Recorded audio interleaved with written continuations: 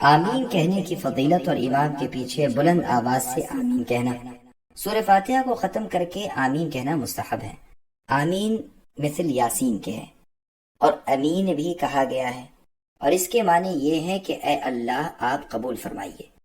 آمین کہنے کے مستحب ہونے کی دلیل وہ حدیث ہے جو مسند احمد، ابو داؤد اور ترمذی میں وائل ابن حجر رضی اللہ عنہ سے مروی ہے۔ وہ کہتے ہیں میں نے سنا رسول اللہ صلی اللہ علیہ وسلم سے کہ غیر المغضوب علیہم ولا الضالین کہہ کر آمین کہتے تھے۔ ابو داؤد میں ہے آواز بلند کرتے تھے۔ امام ترمذی اس حدیث کو حسن کہتے ہیں۔ علی ابن مسعود، ابو ہریرہ رضی اللہ عنہ وغیرہ سے روایت ہے کہ رسول اللہ صلی اللہ علیہ وسلم کی آمین پہلی صف والے لوگ جو رسول اللہ کے قریب ہوتے سن لیتے۔ ابو داؤد اور ابن ماجہ میں یہ حدیث ہے۔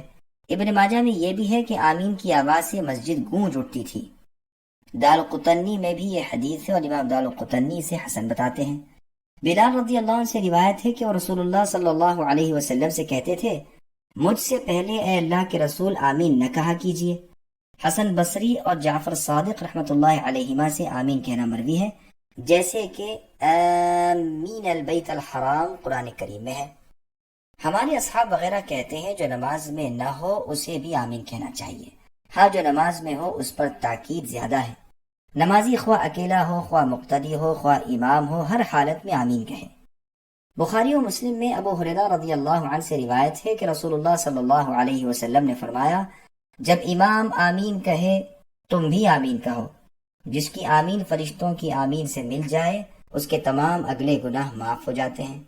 مسلم میں ہے کہ رسول اللہ نے فرمایا جب تم میں سے کوئی اپنی نماز میں آمین کہتا ہے اور فرشتے آسمان میں آمین کہتے ہیں اور ایک کی آمین دوسرے کی آمین سے موافقت کر جاتی ہے تو اس کے تمام اگلے گناہ معاف ہو جاتے ہیں۔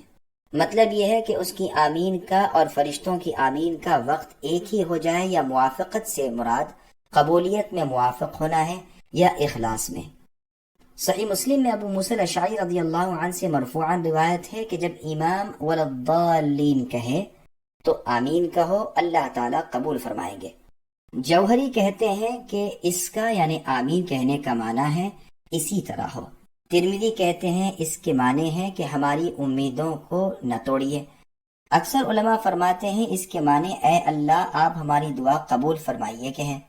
مجاہد، جعفر صادق، ہلال ابن سیاف رحمۃ اللہ علیہم فرماتے ہیں کہ آمین اللہ تعالیٰ کے ناموں میں سے ایک نام ہے۔ ابن عباس رضی اللہ عنہما سے مرفوعاً بھی یہ مروی ہے لیکن صحیح نہیں۔ امام مالک رحمۃ اللہ علیہ کے اصحاب کا مذہب ہے کہ امام آمین نہ کہے، مقتدی آمین کہیں، کیونکہ موطا امام مالک رحمۃ اللہ علیہ کی حدیث میں ہے کہ جب امام ولا الضالین کہے تو تم آمین کہو۔ اسی طرح ان کی دلیل کی تائید میں صحیح مسلم والی ابو موسیٰ الاشعری رضی اللہ عنہ کی یہ روایت بھی آتی ہے کہ رسول اللہ نے فرمایا جب امام ولا الضالین کہے تو تم آمین کہو۔ لیکن بخاری اور مسلم کی حدیث پہلے بیان ہو چکی، جب امام آمین کہے تو تم بھی آمین کہو، اور یہ بھی حدیث میں ہے کہ رسول اللہ ولا الضالین پڑھ کر آمین کہتے تھے۔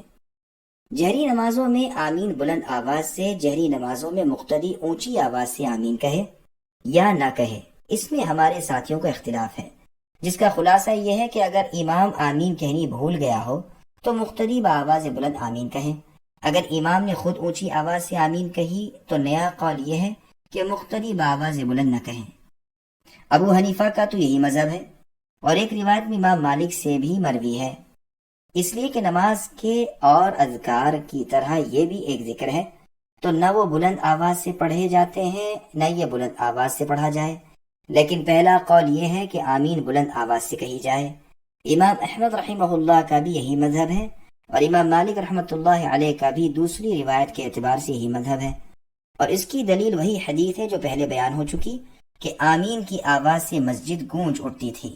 ہمارے یہاں ایک تیسرا قول بھی ہے کہ اگر مسجد چھوٹی ہو تو مقتدی بآواز بلند آمین نہ کہیں، اس لیے کہ وہ امام کی قرأت سنتے ہیں، اور اگر بڑی ہو تو اونچی آواز سے آمین کہیں تاکہ مسجد کے کونے کونے میں آمین پہنچ جائے۔ واللہ اعلم۔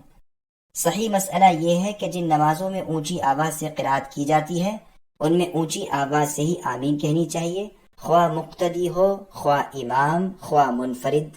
مسند احمد میں عائشہ رضی اللہ عنہا سے روایت ہے کہ رسول اللہ صلی اللہ علیہ وسلم کے پاس یہودیوں کا ذکر ہوا تو آپ نے فرمایا کہ ہماری 3 چیزوں پر یہودیوں کو اتنا بڑا حسد ہے کہ کسی اور چیز پر نہیں۔ ایک تو جمعے کے کہ باری تعالیٰ نے ہمیں اس کی ہدایت کی اور یہ بہک گئے، دوسرے قبلہ، تیسرے ہمارا ایمان کے پیچھے آمین کہنا۔ ابن ماجہ کی حدیث میں یوں ہے کہ یہودیوں کو سلام پر اور آمین پر جتنی چڑ ہے اتنی کسی اور چیز پر نہیں۔ بلال رضی اللہ عنہ کہا کرتے تھے کہ اے اللہ کے رسول، آمین میں مجھ سے سبقت نہ کیا کیجیے۔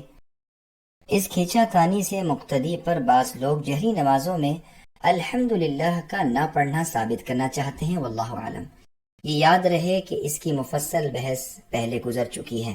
آمین نہ کہنے کی مثال ایسی ہے جیسے ایک شخص نے قوم کے ساتھ مل کر غزوہ کیا، غالب آئے، مال غنیمت جمع کیا، اب قرعہ ڈال کر حصہ لینے لگے تو اس شخص کے نام کا قرعہ نکلا ہی نہیں اور کوئی حصہ نہ ملے، وہ کہے یہ کیوں؟